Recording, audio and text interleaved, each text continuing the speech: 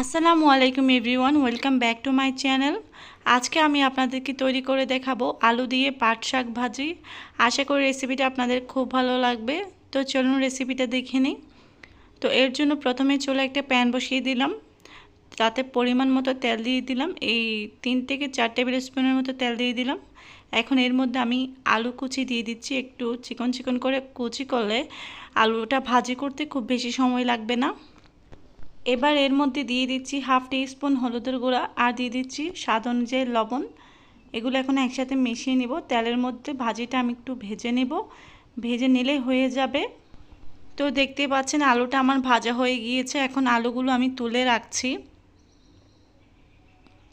এখন সেই একই প্যানে আমি দিয়ে দিচ্ছি এখানে পেঁয়াজ কুচি। একটা বড় সাইজের পেঁয়াজ আমি কুচি করে নিয়েছি। দিয়েছি 4টা আস্ত কাঁচামরিচ আর দিয়েছি রসুন কুচি।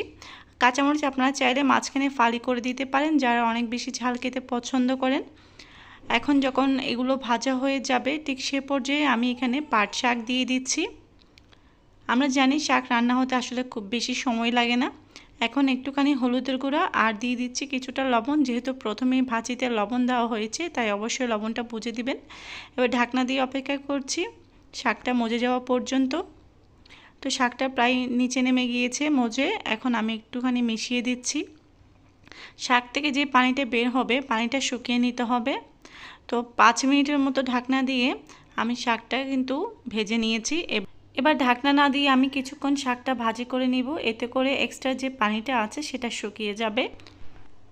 তো দেখতে পাচ্ছেন শাকের পানিটা কিন্তু শুকিয়ে গিয়েছে। এখন এই পর্যায়ে আমি ভেজে রাখা আলুগুলো দিয়ে দিচ্ছি। সব কিছু আবারও খুব ভালোভাবে একটুখানি মিশিয়ে নিচ্ছি। সব কিছু ভালোভাবে মিশিয়ে নিয়ে আরও 2 থেকে 3 মিনিট আমি রান্না করে নিলেই কিন্তু আলু দিয়ে পাট শাক ভাজিটা রেডি হয়ে যাবে। তো রেসিপিটা যদি আপনাদের ভালো লেগে থাকে please like share and comment করতে ভুলবেন না। সবাই অনেক বেশি ভালো থাকবেন। আল্লাহ হাফেজ।